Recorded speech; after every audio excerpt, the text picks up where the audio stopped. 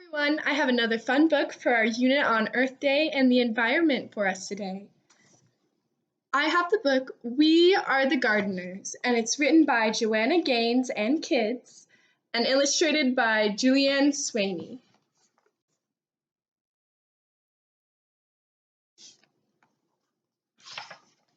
We are the gardeners.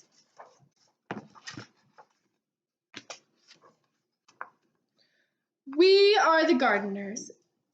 That's a pretty official title, but we didn't start out this way. Just like our garden, we started small and grew from there. Some say that a garden just grows from seeds, but we think it grows from trying and failing and trying again. A garden is hard work, but so is most of the good, important stuff in life.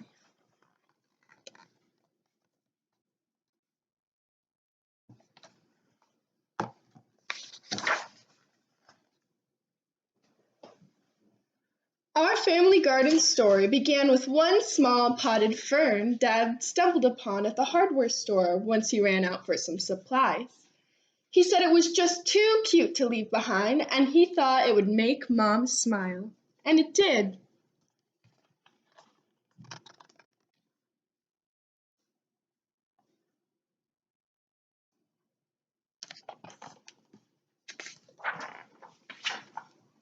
We chose a sunny windowsill for that pretty little fern. It seemed like a good, safe spot for him to grow. This was back when we were little kids, but we still remember visiting the plant each day to give him a drink, and sometimes we'd even whisper to him a little bit.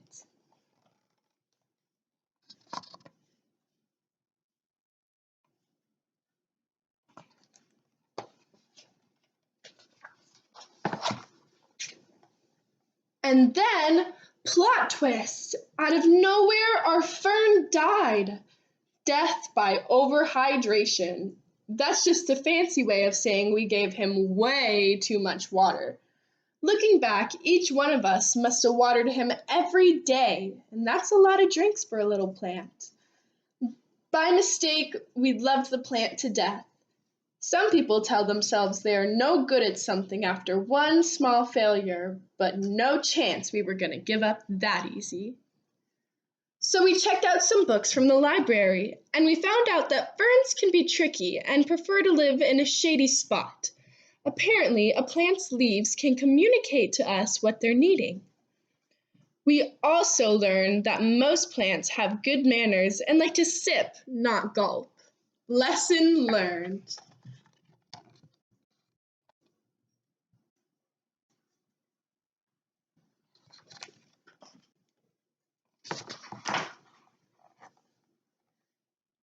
Dad got us a fresh fern, and with it came fresh hope.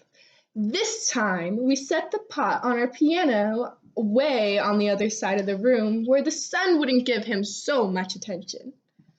We made our watering schedule and took turns saying a lot of nice things to our little sprout of a plant. And fern number 2 lived and thrived and grew. And finally, Mom got him a little potted friend. And then another, and then one or two more. We noticed that talking to our plants actually helped them grow bigger and stronger. So we added some songs and jokes into the mix. Unlike when we overwatered, 0 plants died from us talking too much. Pretty soon, plants were taking over the house, and Dad said it was time to graduate to outdoor gardening.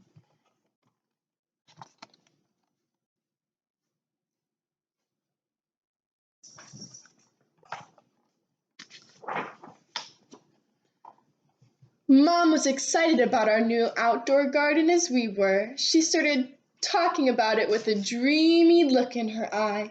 And that's when Dad called a family meeting so we could come up with a real plan.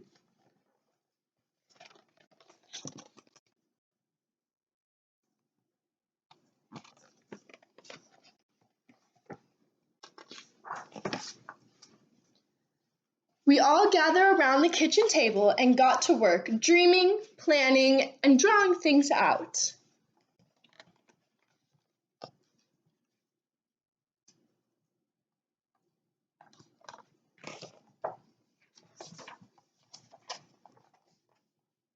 We knew we needed a sunny spot, a place where plants could sunbathe for at least 6 hours a day. We'd be red as radishes if we did that, but plants just love it. And more than that, they need it. In the garden, there is no life without light.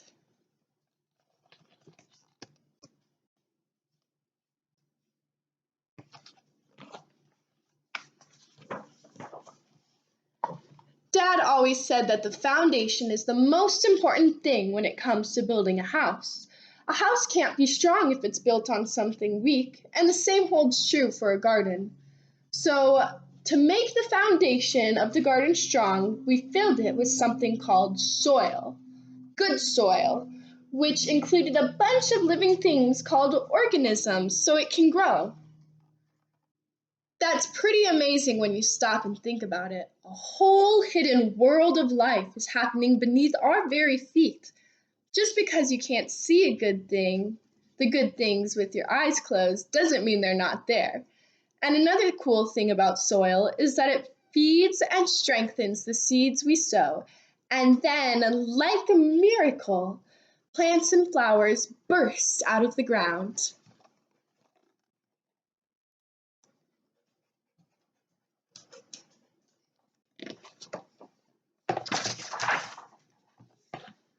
We also knew we needed our garden to get plenty of water. Rain is the very best thing for plants to drink, but it's hard to know when and if rain is coming. So a couple other options to keep plants hydrated are to collect rainwater or use a sprinkler or a garden hose to get the job done.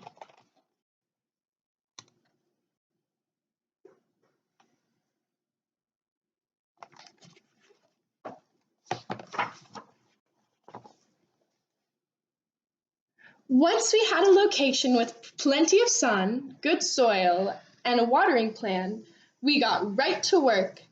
First things first, seeds. The most fun part of planning our garden is deciding what plants we wanted to plant. We started with the foods we'd like to eat, like strawberries and tomatoes, and then we chose some pretty flowers to keep them company. The things about seeds is that they're everyday miracles. Everything a plant will grow up to be is already hidden inside the seed.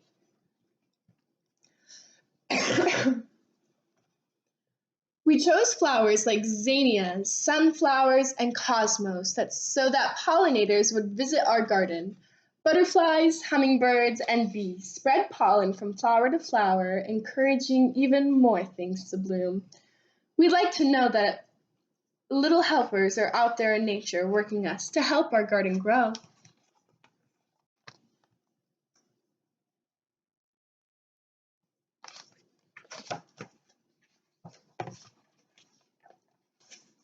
The bees must have put out the word that we have a pretty good thing going, 'cause sure enough, all sorts of other critters started to arrive. We quickly found out that there were three types of bugs in our backyard: the good, the bad, and the ugly. Let's start with the worst part. It was a pretty sad day when the aphids, pronounced aphids, arrived. They're some of the more well-known villains in the gardening world. They suck the life right out of plants. But then the ladybugs started to show up to eat those pesky aphids for lunch. Ladybugs are for sure part of the hero camp, bravely protecting our plant friends from harm. And we've got to tell you about earthworms. They are like the secret agents of the garden. Earthworms eat all of the dead things, like old roots and leaves, and turn them into life for the soil. Every time we found one, we would all high five and celebrate. They aren't pretty, but who cares? They're awesome, and we love seeing them hard at work.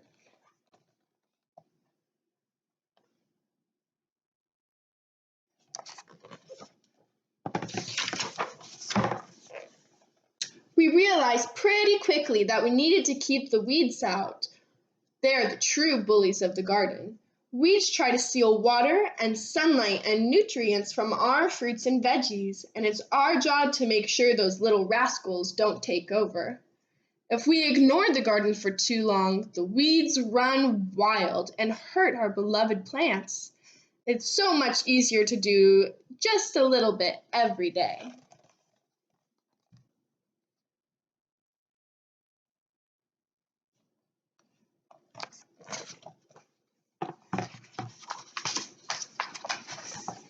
We were officially gardeners and had a real life garden to prove it. That garden became our pride and joy. Day in and day out, we tended to our plants, making sure they got plenty of sun and water. Every time a new plant sprouted up from the ground, our excitement grew right along with it. Oop, almost forgot to show y'all the picture.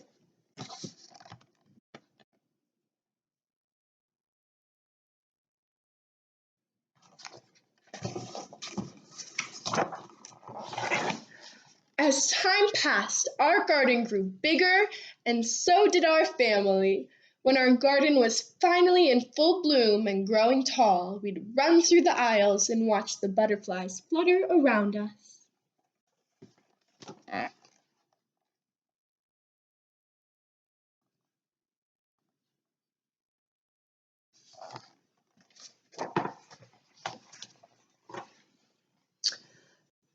But one day, as we were mid-skip, we noticed some trespassers helping themselves to lunch. And by lunch, we mean half of the garden. Animals may look cute and innocent, but some have a sneaky side. They can wipe a garden out in no time flat. The chickens ate the vegetables, the goats ate Mom's roses, and the bunnies weren't picky at all. They'd eat anything in sight. Saying goodbye to that many plants was even harder than throwing away our first dead fern. We debated if we should just give up. Was it really worth it to start all over again? Then we remembered one very important detail. We are the gardeners. It was our responsibility to not only grow this garden, but to also protect it. So we put up a little fence to keep the animals out and to work on rebuilding our garden.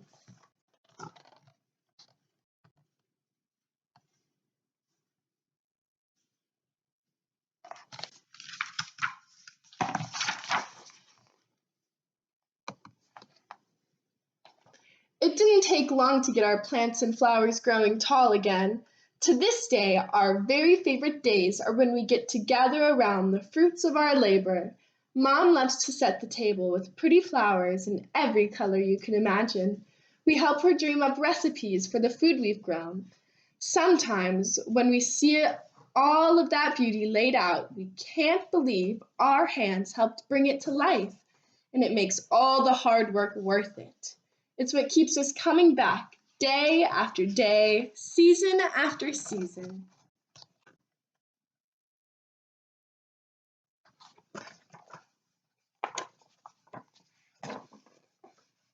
We still keep a little fern on the piano just to remind us of our small beginnings. Every time we water it, we're reminded not to give up when things don't work out the first time.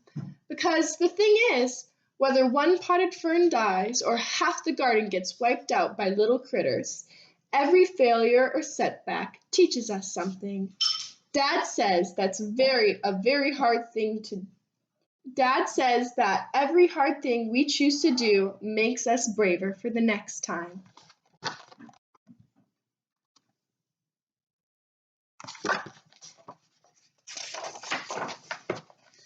There are so many lessons waiting to be learned and a whole world of gardening ready to bloom. We are the gardeners, and you can be too.